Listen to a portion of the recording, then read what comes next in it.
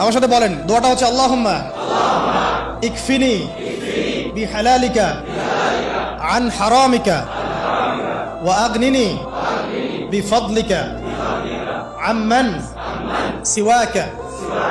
এই দোয়াটা ছোট না, এটা মুখস্থ করবেন, সেজদায় পড়বেন, নামাজের সেজদায় পড়বেন, আত্তাহিয়াতু দরুদ শেষ তারপরে পড়বেন, নামাজ শেষে হাত তুলে করবেন, যখন তখন শেষ রাতটা করবেন। ইনশাআল্লাহ দেখবেন আপনার ঋণ বলতে কিছু থাকবে না ইনশাআল্লাহ।